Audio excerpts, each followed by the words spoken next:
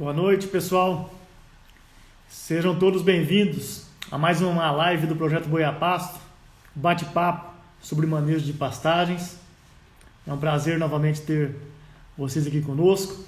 Na semana passada, excepcionalmente, nós não tivemos a nossa live na terça-feira. Nós tivemos uma live em parceria com o Grupo Pecuária Brasil, foi na quinta-feira.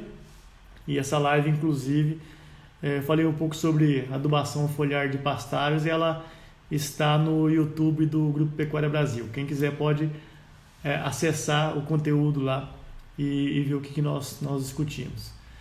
E voltando à nossa programação normal, então hoje nós temos novamente um convidado ilustre aqui para estar discutindo com a gente. Tá? Nós estamos transmitindo pelo nosso canal no Instagram e também pelo nosso canal no YouTube.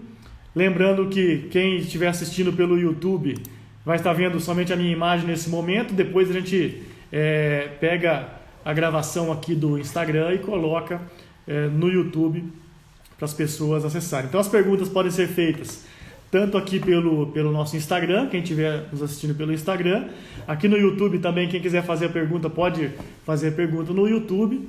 E também no nosso grupo de WhatsApp, quem participar do grupo de WhatsApp pode fazer a pergunta lá também, que eu vou repassar essas perguntas aqui para o nosso convidado. Então, na data de hoje, eu gostaria de chamar para entrar comigo aqui no bate-papo o Rodrigo Amorim Barbosa. Rodrigo Amorim Barbosa, ele é formado em agronomia e tem mestrado e doutorado em zootecnia pela Universidade Federal de Viçosa. E o Rodrigo, atualmente, ele é pesquisador da Embrapa Gado de Corte, que fica em Campo Grande. Rodrigo, mais conhecido aí por todos como Guga, então até inclusive na hora da divulgação ele me pediu que podia colocar como Guga, então ele atende aí pelo apelido carinhoso aí dos amigos, dos colegas de trabalho de Guga. Né? Então eu gostaria de agradecer ao Rodrigo, à Embrapa, pela parceria que tem aqui com a Universidade Federal de Uberlândia. Tá? Para nós, a gente tem recebido pesquisadores da Embrapa aqui na nossa universidade. Nós temos feito visitas em algumas unidades da Embrapa, especialmente na Embrapa Gado de Corte. Eu já estive lá algumas vezes. E é um centro de pesquisa de excelência que traz aí muita informação relevante para a nossa pecuária nacional e também mundial. Tem muitos trabalhos aí que muitos países utilizam essas informações geradas pela Embrapa como referência em seus sistemas de produção. Estou só aguardando aqui a solicitação do Rodrigo, do Guga, para entrar na discussão. Lembrando vocês que vocês podem fazer as perguntas a qualquer momento. Se vocês puderem utilizar aqui embaixo aqui, o local da pergunta, ao invés de colocar nos comentários, colocar aqui no pontinho de interrogação, a pergunta fica mais fácil para eu poder organizar aqui e repassar essas perguntas ao Dr. Rodrigo. A live de hoje a gente vai falar sobre consórcio de gramíneas forrageiras tropicais ou mistura de gramínea forrageira tropical. É um tema bem interessante que a gente sempre recebe perguntas de produtores sobre essa técnica e hoje ninguém melhor do que o Rodrigo para estar conversando com a gente, que ele tem desenvolvido algumas pesquisas nessa linha de trabalho. Eu acho que a gente vai ter um bate-papo bem interessante aí hoje nesse tema. Então o Rodrigo está solicitando aqui autorizar a entrada dele no vídeo comigo e a gente vai começar esse bate-papo.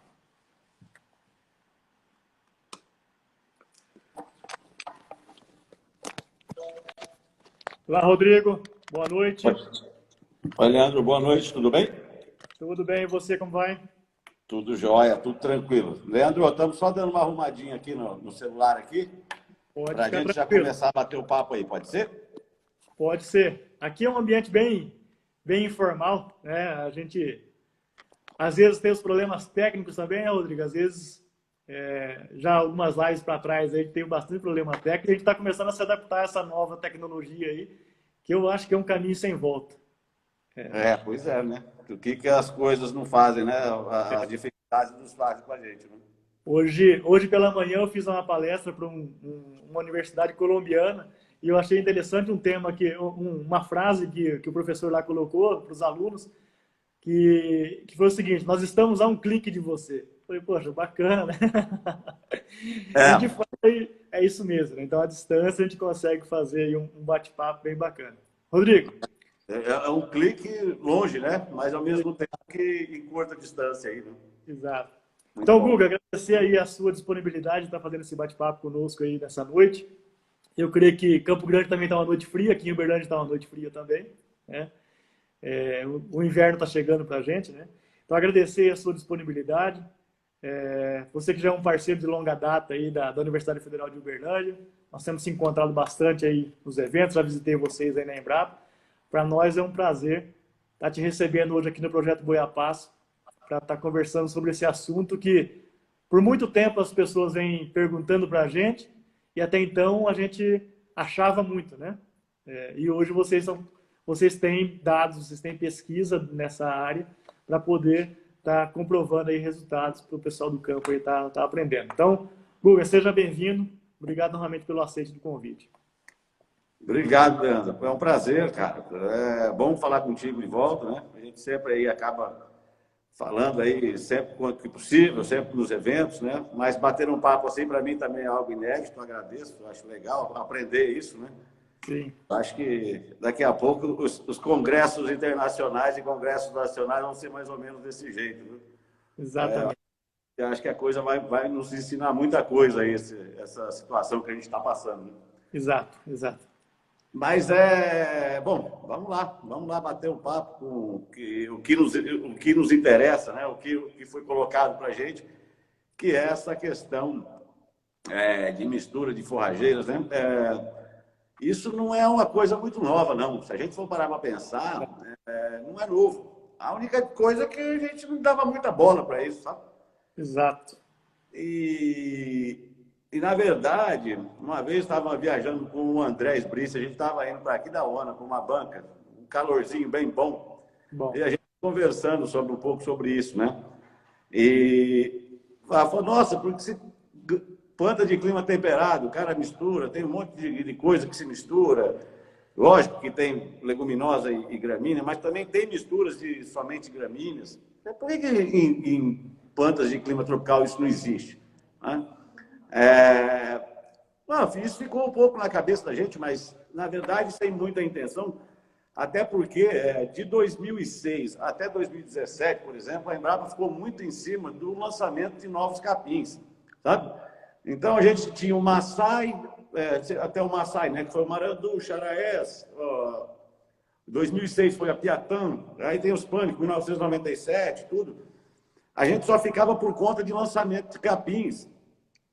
A gente ficou com muito pouco capim, muito tempo, né? E era uma pressão muito grande. E de 2006 para cá, você imagina que saiu o Piatã, saiu a Tupi, saiu o Paiaguá, saiu o Tamani, saiu o Zul, saiu o Quênia. Quer dizer, saiu a toque de caixa aí em praticamente 11 anos, 7, 8 materiais. Então, nós envolvidos nisso, nós praticamente ficamos em cima de testar novos materiais e os trabalhos relacionados a manejo ficaram de lado, né? A gente tinha que colocar esses materiais no mercado, testá-los de forma bem eficiente para não ter problema, e a gente acabou. Até 2017, quando nós terminamos com o lançamento do Quênia, a gente resolveu dar uma guinada. Falou, bom, já temos bastante material no mercado agora vamos poder pensar um pouquinho fora desse modelo só de desenvolvimento de cultivares.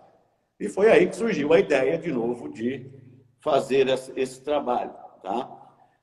De mistura de forrageiras. E a gente foi buscando algumas informações, né? Engraçado que eu achei, por exemplo, uma empresa no sul dos Estados Unidos que vendia os blends de gramíneas de clima temperado, e ela vendia forrageira tropical, mas o dele não podia ser misturado. Quer dizer, eu achei uma coisa estranha. Eu falei, poxa, tem uma coisa nesse negócio.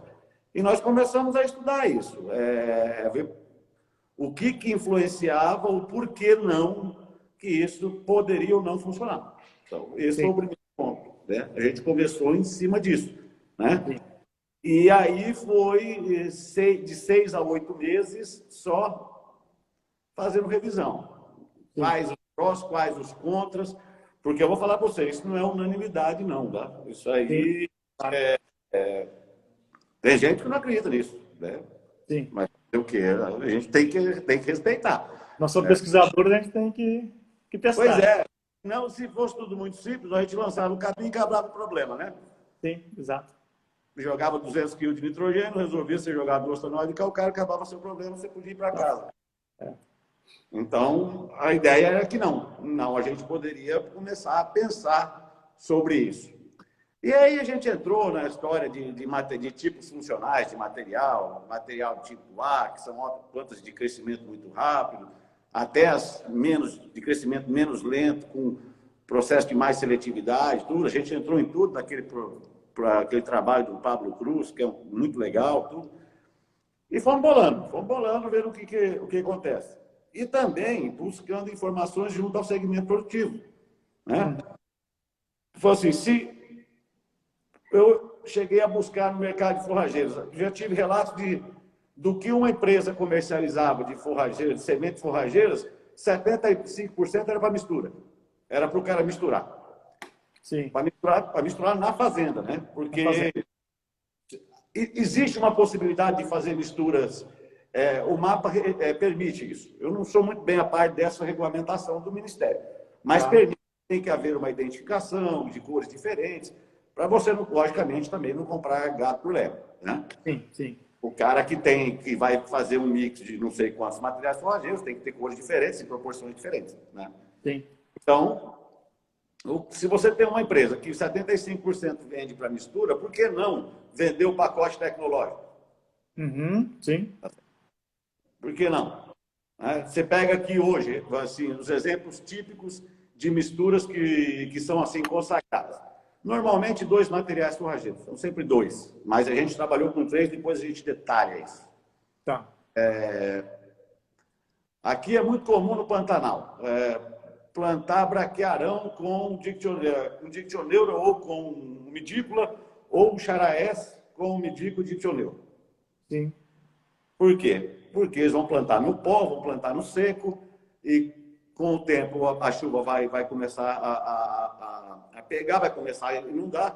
O braquiarão, com o tempo, vai perdendo força. Ao final de 3 anos, ele tem uma braquiária umidícola formada, ou uma dictioneura formada. Então, é um modelo de mistura, não é para perpetuar a mistura, mas sim uma forma de você ter uma cobertura de solo mais rápida e utilização desse pasto, antecipar a utilização, que é perfeitamente justificável. Tá certo? É justificável. É uma forma de você formar um pasto de umidícola que, comprovadamente, todo mundo sabe que ele é lento de formação. Sim. Então, vale a pena. Um outro ponto é o pessoal do norte, que fala, eu tenho que combater a juquira. O que eu vou fazer? Vou pegar um material de estabelecimento rápido, misturar com outro que eu tenho, teoricamente, eu tenho desejo de que esse material se perpetue lá dentro, faço essa mistura para competir com o invasor. Sim. Então, isso é perfeitamente possível. Isso é uma modalidade que a gente tem que entender, que é um subterfúgio do pecuarista, para ele não ter que gastar rios de dinheiro, por exemplo, com herbicida. Né? Ou que ele consiga antecipar, ganhar suas 2, 3 arrobas aí, que muitas vezes pagam o custo de uma semente, alguma coisa assim. Né? Então, a gente partiu dessa ideia. Falou assim, existe essa formação, mas não existe a preocupação de se perpetuar uma mistura. Assim, será que a gente consegue fazer isso? Né? A gente consegue fazer uma mistura que persista ao longo do tempo? Quais materiais que eu teria que usar para fazer isso? Né? Então, esse era o primeiro passo. Né? Qual material é bom para fazer isso? Sim. É difícil pra caramba. Foi 8 meses aí de peleja, assim, pensando em tudo. Tá? Pensando em. Né? Temos que ver se esses materiais competem bem entre si ou não, ou se eles são, na verdade, agregadores ou eles são competidores, né? A gente tem que pensar nisso. Então, tem uma série de fatores que a gente faz. E a gente foi pensando nisso, né? Para poder começar a pensar em uma mistura que fosse compatível e fosse real dentro do modelo de sistema de produção que a gente tem. Entendi. Hoje, para vocês terem uma ideia, 97% do mercado de semente forrageira do Brasil é braquiária e pânico. Sim. Então, falei, vamos pensar então numa braquiária e num pânico para a gente, porque a gente já está entrando com uma coisa nova. Entrar com outros materiais que eu acredito que tenham potencial, por exemplo, andropógon, alguma cetárea para áreas alagadas. Eu acredito que esses outros materiais ainda vão ter muito sucesso aí na frente, né? Não agora. Sim. Mas eu falei, bom, vamos tentar primeiro com os que a gente já está acostumado, que são as braquiárias e os pânicos, né? E foi daí que a gente começou a pensar em como fazer isso, como moldar essas misturas, né? Tá. Rodrigo, vocês chegaram de testar nesses ensaios que vocês fizeram o que o produtor já tem feito? Até você mencionou, né? O pessoal entra com um braquiarão e uma umidícola, por exemplo, ou uma dictioneura. Um capim de porte um pouco mais alto, um mombaça, por exemplo, com dictioneura. Já vi o pessoal utilizando isso. Vocês chegaram de testar o que o pessoal da prática já faz, né? A gente pensou, você vê como é que tem as coisas também, né? A gente pensou de tudo, né? Até colocar mais de 5 materiais para começar, quer dizer, o que ficar, ficou. Mas a gente quis fazer um negócio um pouco mais elaborado, sabe? E uma das coisas que a gente fala é o seguinte, né? Muitas vezes, quando a gente está na fase inicial, a gente é muito limitado por tempo de trabalho, por tempo de pesquisa, né? Sim.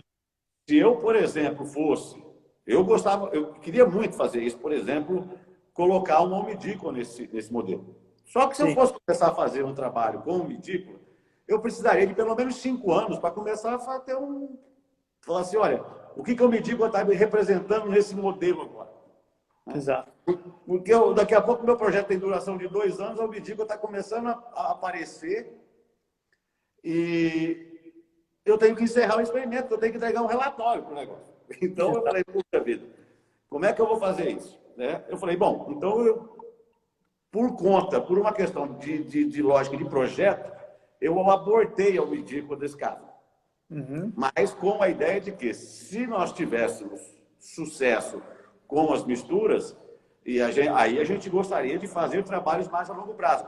Até porque o que a gente aprendeu, e era lógico que isso iria acontecer, mas a gente não tinha parado a pensar, as proporções não são estanques, né? A gente fixa uma proporção inicial e a gente acredita que aquilo vai ficar para o resto do pasto. Não, não vai.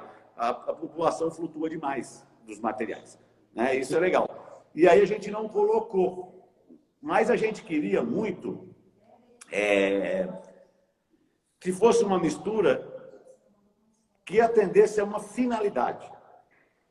Tá? A gente não quis misturar por misturar, né? Simples. O que eu vou misturar? Poxa, a gente tem que ter uma finalidade para isso. Tá certo? Sim. O que era importante? E aí, conversando com alguns setores de segmento, produtores de semente, fazendeiros, conversando com alguns pesquisadores, chegamos à conclusão simples, né? É fácil, que estacionalidade produtiva é um problema. Puxa, o que a gente mistura para quebrar um pouco a estacionalidade produtiva? Né? Tentando manter produtividade boa no período das águas. Então, esse foi o nosso desafio. Né? Então, a gente começou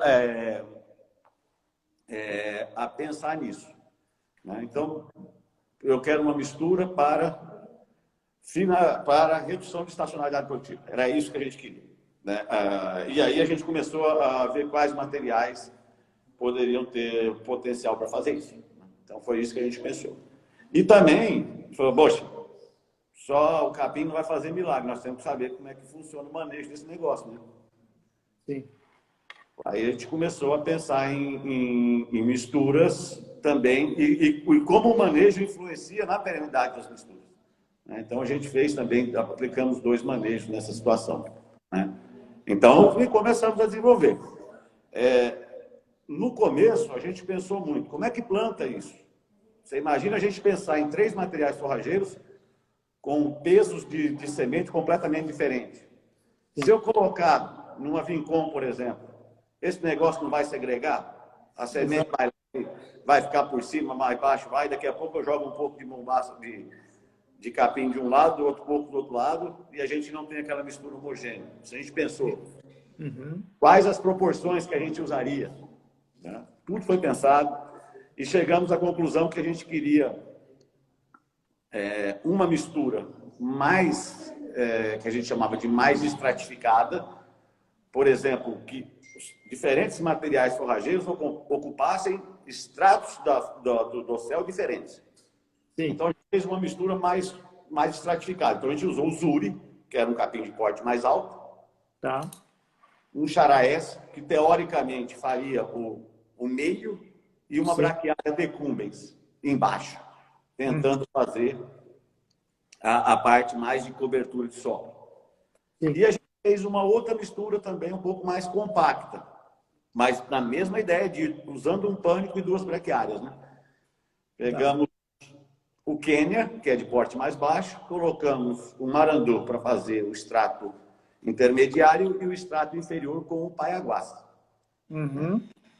Essa, teoricamente, é uma mistura mais puxada para mais qualidade, e a outra mistura que nós consideramos do Zuri, uma puxada um pouco mais para produção. Sabe? E falou, vai ter. E aí, colocamos 2 manejos para cima deles para ver o que dava. Né? Foi bem interessante, assim, de início, só que algumas das nossas teorias já vão caindo, assim, logo no plantio, né? Já fica tudo feliz. O plantio já muda tudo, né? Já muda tudo. Elas sobem iguais, elas competem por luz, quer dizer, a braquiária decumbens, que a gente achou que ia ficar lá embaixo, ela estava estiolada lá em cima, buscando luz também. Isso é como. Mas depois, com o tempo, eles se ajustam, né? Eles vão se ajustando. Né? Mas teve alguns resultados bastante interessantes, bem interessantes. E a gente queria, né? E a gente queria, na verdade, comparar com, a gente foi até meio ousado, né? A gente comparou com o mais produtivo, que era o Zuri. Sim. E os manejos, que manejos que vocês utilizaram? Que você disse que tem dois manejos, né? Tá. A gente entendia que também, por ser uma mistura que envolve 3 materiais de crescimentos, de alturas ou de estruturas diferentes, eu não poderia manejar nem pelo mais baixo, nem pelo mais alto. Né? Tá. Então, o conceito de interceptação de luz, que a gente usava, eu reduzi isso. Então, eu tive que... O manejo para a mistura que tinha o Zuri, que a rigor seria um manejo de entrada simulando rotacionado de 80, eu baixei para 70. Tá? Sim. E o do Quênia, que era 95% de interceptação de luz com 70 centímetros, eu baixei para 60. E dessas alturas de entrada de 70 e 60, eu apliquei 2 severidades, 40% e 60% de severidade. Tá. Para ver se a mistura sentia alguma coisa, né? Se ficaria com... De alguma forma poderia ser modificada a composição, entendeu? Tá. Aproveitando até, você colocou aí da questão de entrada e saída aí, já me perguntaram aqui se a desfoliação foi mecânica ou você utilizou animais em pastejo, como que foi? Animal. A nossa ideia, porque eu tiraria a maior ferramenta de seleção que eu pudesse ter, que é o animal, né? Porque se eu fizesse uma desfoliação mecânica, eu ia admitir que haveria um pastejo uniforme quando eu colocasse animal nessa história. Sim. Tá. E a gente, na verdade, a gente modulou uma área que fosse... que suportasse uma simulação de um rotacionado. Então, era um mob grazing, como se fosse... Os animais ficavam em torno de 5 a 7 dias nos piquetes, para que eles pudessem efetivamente fazer o pastejo se esse naturalmente tivesse processo de seleção. A gente fazia o ajuste de carga correto para consumo entre 5 e 7 dias, e a gente monitorou um pouco a seleção. A gente monitorou por um tempo curto, mas monitoramos. E a gente viu que não tem seleção. O que talvez tivesse seleção, a hora que, de alguma forma, algum material forrageiro, por exemplo, entrasse em florescimento. E aí, por uma questão de estrutura mesmo, ele tocaria folha ao invés de como, né? Tá. Uma observação aqui da professora Kellen, lá da Federal de Santa Catarina. A Kellen até passou um tempo aí na Embrapa. Ela foi orientada de mestrado da Beatriz Lenf. Uhum. E depois fez o doutorado dela com o professor Ulisses Secato lá em Maringá, e hoje é professora da Federal de Santa Catarina, lá no campus Curitibanos. Ela deve estar passando um frio lá de uns menos 5 graus nesse momento, eu acredito. E até ela disse, né, ela fez a observação que o consórcio interessante é aveia, azevém e trevo branco, né? Que é o aí não vale, né? Isso. E aí ela fez uma pergunta aqui, se vocês pesquisaram no centro de origem, lá na África, né, se naturalmente essas plantas elas vivem em alguma mistura. Eu estou colocando o óculos aqui para ler, gente, senão eu não enxergo, mas eu entendi. Kellen, se você pegar o trabalho do Cruz, do Pablo, ele mostra que dependendo do tipo funcional que tem a gramínea, pode ou não haver competição, ou pode ser que esses materiais possam coexistir. Tá? Na lógica, a gente estava tentando desafiar isso, que um material, quanto mais produtivo for, de maior qualidade, como é exemplo de um pânico, um capim-elefante, pode ser um Tifton, por exemplo, que são materiais de alta qualidade e alta produção, a tendência é que não ocorra coexistência, porque eles tendem a dominar o espaço, né, por ser um material altamente agressivo e, logicamente, se ele está num ambiente de boa fertilidade, né? Naturalmente, se ele está num ambiente que seja favorável ao crescimento, né? Com regime de chuvas, com temperatura, tudo.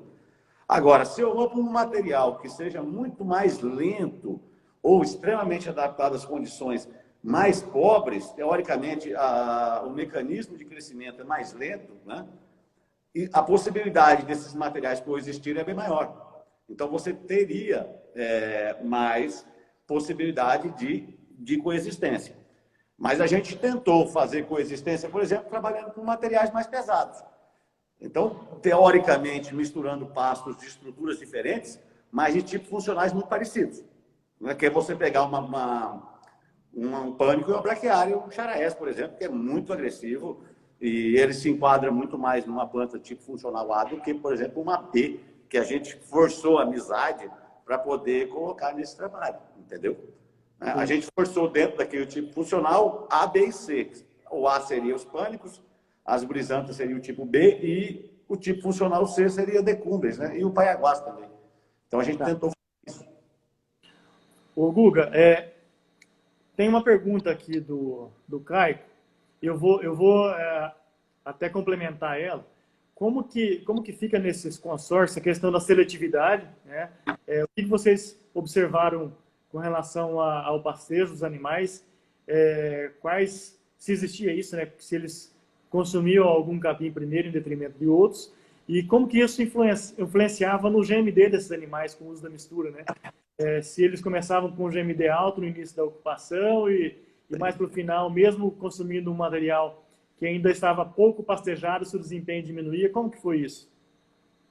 Caio, é o seguinte, uma pena, esse primeiro experimento, essa primeira fase que nós fizemos, a gente ainda não estava interessado muito na questão do ganho individual, tá? Do ganho animal, perdão. Por quê? A gente queria, primeiro, tentar estabilizar os consórcios, tá? Então, nossa primeira fase de avaliação foi em cima da perenidade dos consórcios e na dinâmica de acúmulo, porque o nosso objetivo principal era ver se alguma mistura reduzia a estacionalidade produtiva. Esse era o caso, ponto. A gente ainda não estava avaliando essa parte de ganho animal, que a gente, logicamente, entende que é extremamente importante. Do ponto de vista de estacionalidade, a gente conseguiu reduzir muito, tá? Mais de 30%, 40% de redução de estacionalidade. É lógico que dentro de um valor baixo, que é. Para você ter uma ideia, a gente tinha uma taxa de acúmulo de 1 quilo, 1 quilo de matéria seca por hectare dia no Zuri, quer dizer, praticamente zerou, ele não cresce no período seco. E ao passo que nas misturas nós tínhamos 17 quilos de acúmulo. 17 quilos de matéria seca por hectare dia é um bezerro por hectare. Então, pena que a gente não mediu o ganho, mas é equivalente a um bezerro por hectare de consumo. Tá? Um bezerro de 200 tantos quilos aí, se você botar 4 vezes o consumo, você vai ver que vai dar perto disso. Então, de alguma forma, a gente conseguiu entender que a gente conseguiria reduzir a estacionalidade produtiva. Se havia seleção, se a gente avaliou 2 períodos vegetativos somente, tá? 2 períodos vegetativos. Com o ajuste de carga, não havia competição ou preferência. Não, eles consumiam igual. O que mandava? Era o extrato. Consumia o extrato superior e via descendo para o extrato inferior. A partir do momento que ele começava a tocar como, havia processo de seletividade. Então, a estrutura do pasto era mais importante do que a gramínea forrageira no processo de seleção. Tá? E só te interrompendo com relação, até para complementar aí a sua resposta, você disse que utilizou o modo grazing, né? De quanto tempo que era a ocupação? De 5 a 7 dias. Para rebaixar para aquelas alturas que a gente queria. Tá. Para que justamente a gente não tivesse a questão de uma seleção forçada, tá certo? Você fazer uma redução muito grande de lotação, o que não é real numa fazenda, porque de 5 a 7 dias é o que normalmente ocorre dentro de uma fazenda, já num modelo, pelo menos, semi-intensivo. Você vai deixar de 5 a 7 dias. Você não vai deixar muito mais que isso, né? É lógico que se eu apertar isso ainda mais, se eu fizer para 2, 3 dias de consumo, aí que eu acredito que não haveria seleção de forma alguma. E o que me chamou a atenção, pelo menos no primeiro e segundo ano, é que uma coisa que ficou legal, assim, pena que eu não pude monitorar, porque eram 15 piquetes, é bastante coisa, e a gente não tinha tanta gente para mexer, é que até o florescimento dá uma modificada, sabe? O negócio dá uma enlouquecidinha aí. Até pelo fato da competição mesmo. Sim. Né? E eu gostaria muito de ter monitorado isso. Por exemplo, Paiaguás, que floresce em dezembro, eu não via florescimento em dezembro. Tá. Sabe? E eu falei, puxa, eu que sou um produtor de boi, eu não sou produtor de semente, um capim para mim sem semente quer dizer qualidade, né? Só folha. Sim. E adubação, Guga? Vocês chegaram de testar alguma adubação ou fazer adubação padrão igual para todo mundo? Sim, não, a gente não fez. A gente fez iguais para as misturas, tá certo? Mas diferente para o monocultivo de Zuri. Por quê? Antes da gente colocar os materiais para o campo, a gente entendia que a gente só tinha um tiro. Quer dizer, então nós vamos testar tudo antes. Por isso que nós demoramos para colocar no campo. A gente testou as adubações antes. Sim.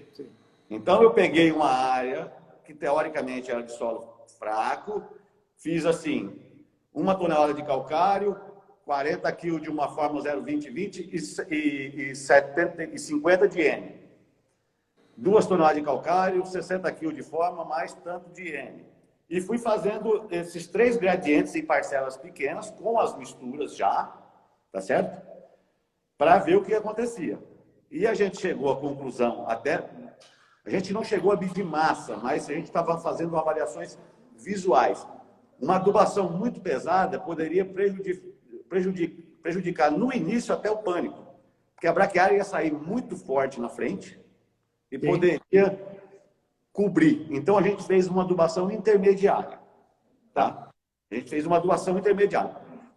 Vocês podem buscar essas informações de quanto de sementes para cada um que a gente fez, quais as adubações, como nós fizemos para fazer o reconhecimento desses materiais, porque a gente contou todo o estabelecimento, todas as plantas, para a gente saber o que efetivamente a gente queria. 50% de pânico, 25% de uma brisanta e 25% de uma decumbens. Então, se vocês colocarem aqui, deixa eu só pegar aqui para vocês aqui, colocarem na internet aí, alternativa para estabelecimento de pastos multigramíneas, tem um comunicado técnico que a gente escreveu, que lá está todo descrito, né? O quanto a gente fez de adubação, quantos quilos de semente, como que a gente fez no plantio para não segregar, usando 2 caixas, uma para os pânicos, outras para as braquiárias. Tem tudo detalhado lá. Tá bem didático, com muita Tá, foto. Rodrigo, você pode repetir, por favor, só o material para o pessoal gravar Chama bem? Alternativas para o Estabelecimento. Deixa eu baixar aqui para pegar para vocês direitinho. Aqui. Alternativas para o estabelecimento de consórcios de gramíneas tropicais. Isso está no site da Embrapa, né? Está no site da Embrapa, tem o PDF. Excelente. Tudo, foto do estabelecimento, foto do primeiro, da parte de adubação, de como a gente fez com a plantadeira, tiramos as botinhas, tá tudo bem bonitinho lá, tá bem legal, bem didático. Ok, ótimo. Tá. Rodrigo, uma pergunta aqui do Joaquim, se vocês testaram os cultivares solteiras para comparar com as misturas? Não, a gente não tinha muita perna para isso não, Joaquim, porque a gente pegou o mais produtivo, que era o Zuri. Nós comparamos com ele. A nossa ideia agora, depois que acabar toda essa loucura, a gente tem um outro projeto já de manejo, que a gente quer comparar agora as misturas contra as suas variações solteiras. A gente quer fazer isso. Né? A gente ainda não fez. A gente não fez ainda. Tá? Mas eu acredito no potencial muito grande das misturas, que a gente fez por 3 ciclos vegetativos, agora, usando esses mesmos piquetes aí, fazendo como se fosse um contínuo, porque eu não tinha opção de trabalhar rodízio. E os dados das misturas estão bem interessantes. Tá, ótimo. O Guga, tem uma pergunta novamente aqui do Caico.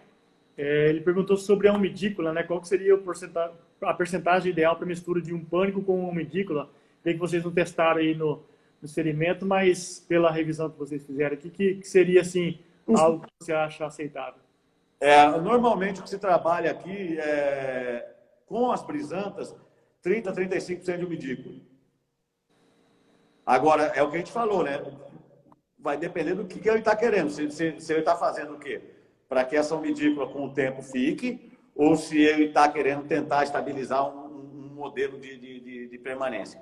Mas eu acho que 30% a 35% de umidícula é interessante. Tá. Não teria problema não. Para usar mais para frente, né? Sim. Guga, e a gente escuta muito, né, produtor falando, eu formei pasto lá, consorciado, plantei pelo menos duas, né? Fiz o semeio lá de braquiarão com umidícula, braquiarão com dictioneuro.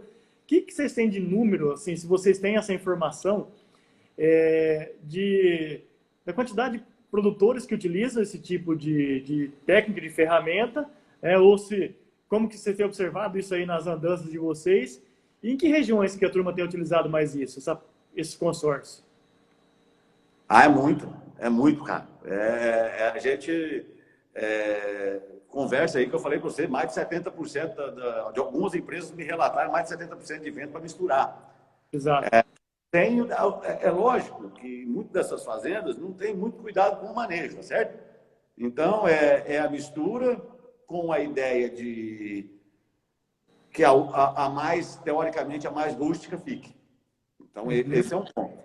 Né? E da mesma forma que no norte é uma tecnologia ou uma alternativa tecnológica de que você segura a sujeira com o material para que com o tempo você consiga. Ainda não conheço alguma fazenda, ainda não conheci. Eu estou começando a conhecer uma que é a Fazenda Santa Anice, no Paraná, que eles têm uma proposta de uso de misturas, com ideia para variar GMD, tudo bonitinho, para melhorar muito a questão do solo, porque misturar forrageiras também tem um benefício muito interessante para o solo. Tá? E eu estou sempre em contato com eles me mandam feedback, como é que está. Um GMD muito bom para vaca. Só que é mistura de... Como eu estou no Paraná, uma região de transição, então você tem um pouco de temperado e um pouco de tropical. Então, eles estão com GMD de 900, 980 pasto. Tá certo? Então, é um negócio interessante. Mas ainda está em fase na verdade, eles estão usando, mas a gente tem que monitorar a questão de percentagem, de persistência. Mas uma coisa que chamou muita atenção, Leandro, no experimento que a gente fez aqui, é questão de massa de raiz, cara. A gente deu um tiro para cima e acertamos embaixo. O Alexandre Romero, pesquisador aqui nosso, monitorou raízes, massa de raiz aqui, e é em torno de 3,5 toneladas de raiz a mais para consórcio com relação ao monocultivo de Zuri. Bacana. Dado interessantíssimo. Dado interessante para chuchu. E do ponto de vista de matéria orgânica, do ponto de vista de solo. E uma coisa que também a gente tem percebido e estamos começando uma boa discussão com algumas empresas de sementes, é para misturas em áreas de integração lavoura-pecuária. Porque muitas vezes as pessoas estão em cima de rusizienses, Sim. somente para palha, ou alguns ainda fazem uma safrinha de boi. Mas você imagina você fazer uma safrinha de boi usando um bom material de pânico produtivo, porque você tem fertilidade, você tem tudo ali. Você usar um material de fertilidade boa, casar com uma boa braquiária para dar cobertura, você faz uma safrinha muito mais interessante. Exato. Tinha até uma pergunta aqui sobre isso, sobre a safrinha, né? Pois é. Eu acho que é uma coisa que vai... a gente já está até começando a monitorar isso aqui no interior de São Paulo, com a Facholi.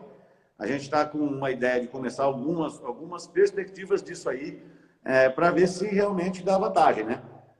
Pô, eu acho interessante. Eu acho que seria uma coisa que a gente tem que testar e sair, porque só estamos em cima de braquiária. Agora, puxa, eu tenho fertilidade boa, eu tenho tudo bom. Por que não colocar um material? Desde que eu consiga fazer um bom manejo para ter palhada, para ter qualidade boa de palha, né? Conseguir fazer uma boa dessecação. E aí, sei lá, vamos ganhar 6, 8 arroba de safrinha aí, safrinha de boi. Você imagina ganhar 8 arroba de safrinha de boi, sendo que a média nacional do ano é 4. Quer dizer, você vai fazer 8 arroba em 150 dias. Sim, exato. Aí é outra conversa, né? O Guga, e nesse local que vocês montaram o experimento, como que era o histórico dessa área? Era uma área degradada? Era uma área que já era pastagem? Para a gente entender um pouco sobre banco de sementes, sobre praga que tinha lá, de planta infestante. E eu queria que você comentasse, né, diante dessa primeira pergunta, como que foi o comportamento dos consórcios aí, das misturas, com relação às pragas, tanto planta infestante e também insetos, se teve cigarrinha, se teve ataque de lagarto, esse tipo de coisa. Beleza. Com relação à área, essa área era uma área era uma área antiga de braquiária decumbens, usado continuamente, sem muito trabalho, e de uns 2 anos anterior ao experimento tinha sido plantado sorgo, tá? E era uma área que era destinado para fazer silagem de sorgo, tudo, e que posteriormente seria uma área para alimentação do rebanho leiteiro da unidade lá do curso de inseminação. Então eu fiz essa proposta de querer ajudá-los para ter a alimentação para essas vacas. E então a gente monitorou esses 2 anos de sorgo para tentar tirar o máximo de contaminante possível, né? E foi muito pouco problema de sujeira. O que chamou a atenção foi a questão de pragas. A formação ficou muito boa. A formação ficou muito boa mesmo, um negócio impressionante, e nós tivemos problema com lagarto. Mas problema como qualquer um, problema de estabelecimento, no estabelecimento. Se a gente não cuidar, é perigo mesmo. Tem que tomar muito cuidado, por isso que a gente ainda tratou um pouco, nós tratamos as sementes, nós tivemos problema de lagarto no início. Então a gente fez controle. E o que a gente estava esperando é que tivesse algum problema de cigarrinha, né? Principalmente nas tipo C, tipo funcional C, decumbens e paiaguás, que são suscetíveis. Nós não tivemos problema. Tivemos um pouco de infestação, mas não tivemos dano, né? Não sei se pelo ambiente ali, de ter mais materiais resistentes, né? Por antibiose, são os pânicos brisantes, charaés, decumbens não tem problema, charaés e marandu não tem problema, nem quênia e nem suri. Então a gente não teve problema não. Foi uma coisa bem interessante, mas que a gente gostaria de monitorar com o maior cuidado, né, essa questão de pragas, principalmente cigarrinhas, né, que a gente hoje tem uma preocupação, apesar de que outras pragas têm tomado proporções preocupantes, né, o caso do percevejo castanho, também cochonilhas, nós estamos começando a ter problema, mas a gente não pode deixar de lado a cigarrinha, que ainda é a principal praga nossa, né? É bacana isso aí, a gente vê esse resultado da cigarrinha, isso aí é bem interessante, né? Que é um problema sério aí nas áreas de pastagem no Brasil. Então, esse consórcio aí, fazer isso em algumas áreas da fazenda também é uma forma de minimizar o impacto desse inseto. E observação, o Guga, que eu tenho, e desde quando eu comecei a, a ver o trabalho que vocês estavam fazendo sobre as mesclas, aí, o consórcio de gramínea com forrageiro, me começou a vir algo, né, na cabeça. Poxa, mas eu vou recomendar para um sistema mais intensivo de produção, onde que eu não vou entrar com adubação, não vou fazer um sistema rotacionado. E algumas vezes que alguns produtores têm conversado comigo, eu tenho dito, olha, se eu vou trabalhar num sistema extremamente intensivo, onde que eu vou trabalhar com 200, 300 kg de nitrogênio, adubação pesada com fósforo, potássio, a alta taxa de lotação, já parte com uma só. Então, assim, não sei qual que é a opinião de vocês, se nesse sistema faz sentido também a gente entrar com 2 sementes ou 3. Eu acho que é uma questão de tentar, de ver se funciona. Eu acho que poderia funcionar, mas também não sei, igual você falou. Se eu estou num nível desse, talvez eu esteja colocando mais um complicador do que um facilitador dentro do sistema. Tá? A gente fez um sistema que a gente considerou de médio input, tá? De médio alto input, mas não tão intensivo, tanto que a nossa adubação não passa de 150 kg de N. Tá? A gente chegou a testar o 200, mas é o que eu falei, deu um pipoco aí, deu problema na competição inicial. Então a gente ficou na média de 60 kg de P2O5, 60 de K2O e 150 de N. Tá? Agora, do ponto de vista ecológico, a chance de o cara fazer com menos input talvez seja até mais interessante. Só que você tem que buscar materiais que são adaptados. Uma coisa interessante que, na minha visão, eu acho que se alguém tiver aí fazenda, que está nos vendo, está nos ouvindo aí, que tem fazenda com, por exemplo, a mais de 15% de argila, eu acho que uma mistura que seria bem legal de se testar é andropólogo com decumbens e estilosantes Campo Grande. Ótimo. Sim. Entendeu? Agora, como é que nós vamos domar o andropólogo para plantar? É outra conversa. É um outro problema, que nós temos que pensar na logística de semente de andropólogo para competir com uma decumbens de início e os estilosantes. Tá certo? Talvez fazer plantio em 2 etapas. Planta-se primeiro o andropólogo, depois o andropólogo com estilosantes, que são os 2 mais lentos, e depois você vai fazer mais para frente, depois dos 30 dias, você vai fazer uma decumbens em cima. Não sei, a gente não testou isso. Mas eu gostaria muito de ver isso aí funcionando. Né? E não precisa ser para atividade de engorde, pode ser numa recria de novilha, pode ser numa cria de vaca. Como é que sairia um tipo de mistura dessa, por exemplo? Tá.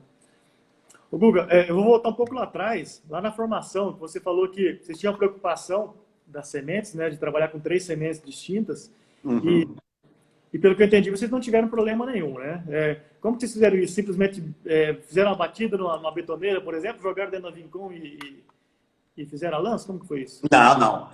Não fizemos. A gente, com essa preocupação, a gente pegou uma plantadeira de 2 caixas, e aí colocamos pânico em uma caixa e as duas braquiárias juntos. Né? Até porque, se você pegar, por exemplo, deixa eu ver, eu tenho esses dados abertos aqui, porque provavelmente eu saberia que isso poderia aparecer. Tá. Se você vai pegar aqui, por exemplo, um marandu tem em torno de 125 sementes por grama. Tá? O paiaguás também vai estar 170, quer dizer, é muito próximo. Só que se eu pego um Quênia, por exemplo, o Quênia tem 600 e tantas sementes por grama. Né? Então, eu tinha medo de misturar, então eu misturei as mais próximas. Então, numa caixa eu botei Quênia sozinho, e na outra eu botei Marandu e Piporã. Perdão, Marandu e Paiaguás. Quando eu fiz o novo plantio da outra mistura, foi uma caixa Zuri e a outra Decumbens com Charaés. E aí eu tirei, em vez de botar as mangueirinhas, nós tiramos as mangueiras, onde cairia a semente, então ela caía meio que a lanço ali, e depois a gente passava um rolo. Tá, entendi. E aí na observação de vocês, ficou bem distribuído, a germinação foi satisfatória para todos, né? Ficou bem legal, Agora, por exemplo, quem já me reportou, por exemplo, plantio de andropólogo, tem que tomar muito cuidado, porque o andropólogo tem que ficar muito superficial, então tem que plantar em época muito boa. Então você poderia, por exemplo, fazer um plantio fazer um planejamento de plantio com espaçamento não temporal, mas sim de local mesmo. Plantar algumas sementes, por exemplo, de decúbeis 3 a 4 centímetros, passar a grade e depois vir com a semente de andropólogo passar o rolo. O rolo, Para você ter um tempo de germinação diferente para eles tentarem sair mais ou menos parecido. Sim, muito bem. Então, uma situação que pode ser feita. Não sei se vocês observarem em algum piquete, em algum momento, em uma época, às vezes que a gente sabe que experimentação com o animal, segurar o crescimento dos piquetes é complicado, fazer esses ajustes de lotação é difícil demais, e especialmente quando a gente trabalha com os pânicos, né? O zuro, especialmente, que é um capim que cresce demais, cresce muito rápido. Se vocês tiveram alguma dificuldade em algum momento, e como que vocês fizeram para corrigir isso, se houve essa dificuldade? O único problema é que, para variar, que todo experimento, quando é de trabalho de pesquisa, o saco é fazer cerca, né? Tem que correr. Então, é sempre o estabelecimento é problema. Você tem que... A gente, para evitar o problema, nós abrimos todos os piquetes para fazer um pastejo uniforme para todo mundo. Admitindo, de novo, que não haveria seleção, né? Porque a gente colocou uma taxa de lotação bem alta. Mas depois que a gente colocamos os manejos tudo direitinho, aí não tivemos mais problema. Aí a gente tinha um monitoramento frequente, aí não tinha problema. A gente conseguiu segurar bem. Ótimo. Tem uma pergunta aqui sobre a questão da semeadura, voltando de novo, sobre a quantidade de semente por hectare. Se você quiser falar em pontos de VC ou quilo de semente por hectare, como que foi feito isso? Tá. De novo, lá no comunicado vai ter todos os cálculos, tá? Todos os cálculos de semente. E como a gente tinha um tiro grande, assim, a gente tinha um tiro único para fazer, a gente deu uma carregada nas sementes, tá? Mas, normalmente, a gente vai trabalhar em pelo menos com 8 kg de pura viável, para fazer bem as misturas, tá? E aí seria 4 quilos do pânico, 2 e 2, teoricamente. Eu acho que de 8 quilos para cima, a gente conseguiria trabalhar. Porque se você for pegar, por exemplo, um pasto puro de pânico, a recomendação é 4 quilos, tá? De pura viável. Sim. E braquiária 6. Só que o processo de competição é tão grande lá, né, que a gente até acrescentou um pouco. Então, eu acho que em torno de 8 quilos, eu acho que é um bom número para o cara começar aí e aí fazer as proporções. Por que eu falo isso? Porque, de novo, muda as quantidades de sementes. No comunicado técnico, a gente partiu de algumas premissas que o Dr. Zimmer usa há muito tempo aqui em Campo Grande. Ele fala o seguinte: dos pânicos, das plântulas emergidas, só em torno de 20% vira planta, pelo processo de competição mesmo, né? Acaba virando uma torceira formada. E nas braquiárias, em torno de 50%. Então, até nisso a gente colocava esse desconto, por isso que a gente aumentou a quantidade de sementes para poder fazer. Hoje, se a gente parar para pensar, o Zimmer tem falado muito em número de sementes por metro quadrado. Aí, quantas caem, para você saber se é um bom estabelecimento ou não. Sim, tá. Guga, nós temos aí mais uns 5 minutos aí para a gente encerrar o nosso bate-papo. Acho que está sendo bem interessante, acho que o pessoal deve estar gostando muito. Eu, particularmente, estou achando bacana as informações. Eu queria que você fizesse uma recomendação aí para os produtores, porque tem bastante produtor assistindo a gente aqui. Na hora da tomada de decisão do que fazer, de que tipo de mistura fazer, o que levar em consideração. Obviamente que você tem esse material que você mencionou para a gente aqui, que eu acho que é importante o pessoal acessar esse material e estudar um pouco sobre o assunto também, mas uma recomendação prática, o que levar em consideração para tomar de decisão de que tipo de consórcio fazer, né? Legal, bem bacana isso aí. Eu acho o seguinte, o produtor tem que saber o que ele quer, para que ele quer a mistura. Porque se ele não souber por que ele quer essa mistura, ele vai nem misturar, porque ele vai ter problema, né? Porque já é uma coisa que não é tão simples de se fazer. Então ele tem que buscar a entender o que ele efetivamente quer com isso. Por que eu digo isso para vocês? Porque aquela história que eu falei para você lá da empresa de semente de Miami era assim: o cara vendia um pacote tecnológico para uma determinada situação. Então, e tinha até os nomes engraçados, assim, o tal do Leap Start, que é o crescimento rápido, que é para isso. A mistura que é econômica, que leva em termos o preço do preço da semente, mais o benefício que ela traz. Então, o principal é falar por que, que eu estou misturando. Esse é o ponto. Se é para aguentar formar uma umidícola daqui para frente, a gente vai pensar, se é para controlar um mato, se é para a gente fazer uma mistura que vai reduzir estacionalidade, que foi isso que a gente fez, ou se ele quer uma mistura, por exemplo, que segure pragas, segure e piporã mais um outro material para cigarrinha, por exemplo. Então, esse é o principal ponto. Quando ele entender, ele definir isso, ele vai partir para o operacional dele. Quantos quilos de semente, o que ele vai usar, como é que ele vai fazer o plantio, qual a época, normalmente uma adubação de base, tem que pensar. Né? Aí ele começa a desenvolver. Mas na minha concepção defina o porquê de se misturar. Porque não é uma coisa muito simples, né, de se fazer. É uma coisa que a gente está aprendendo ainda e eu quero continuar fazendo isso. Né, e preciso da ajuda muitas vezes de produtores, porque a gente não tem perna para fazer tudo. Mas talvez, né, alguém que tenha aí ouvido uma ideia, por exemplo, da Decumbens com o andropólogo e o estilosante, me conte daqui a um tempo. Olha, funcionou ou não funcionou, né? Não sei. Né? E sempre lembrando que o manejo vai ser a base de tudo, tá? Exato. Porque sem manejar, não vai dar. Exato. Rodrigo, e aí para finalizar mesmo, do experimento que vocês conduziram, nas condições que vocês conduziram, o que vocês tiveram de melhor resultado?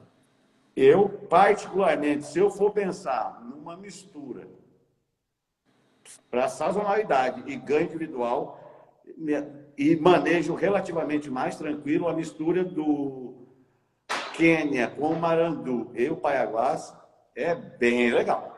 É bem legal e até do ponto de vista de cobertura de solo, hein? Esse é outro ponto que eu esqueci de tocar no assunto, que foi bem interessante. Nós tivemos 12 a 15% mais de cobertura de solo nas misturas com relação ao Zuri puro. Excelente, excelente. Então, aí é uma coisa interessante também, bem legalzinho. Bom, muito bom, Guga. Pessoal, a gente vai estar encerrando por aqui, então nosso tempo está se esgotando. Vocês podem pesquisar mais os trabalhos do Guga lá na Embrapa, ele já até passou aí, alguém aqui passou o número do Comunicado, né? Do comunicado, que é 147. 147. 147, isso mesmo. 147, então busquem lá no site da Embrapa. A Embrapa, além desse material, tem muitos outros materiais lá, acessem, são abertos, gratuitos. Eu acho que é importante a gente acessar esse material que o pessoal tem trabalhado. Rodrigo, primeiro, parabéns pelo trabalho inovador que vocês estão desenvolvendo, né? Que é algo antigo, não é novo, mas enquanto pesquisa é novo, sim. A gente não tem testado isso. Parabéns, acho que a gente tem um horizonte muito grande pela frente aí para estar testando. Obrigado por ter dado esse show para a gente aqui, essa aula para a gente sobre consórcio de gramínea, Rogério Tropical. E é uma satisfação de novo ter você com a gente. Muito obrigado. Leandro, obrigado pelo convite. Achei muito legal, primeira vez aqui. Gostei da brincadeira. Dizer que eu fico à disposição de vocês, dos produtores, de quem está assistindo. Pode me mandar e-mail. Apesar que hoje e-mail está ficando meio sem graça, né? Vocês podem me ligar, tá? Podem me ligar, mandar o WhatsApp para mim, é 67 98141 6737. Vamos trocar ideia aí, o que vocês precisarem, eu estou à disposição de vocês, tá bem? Grande abraço.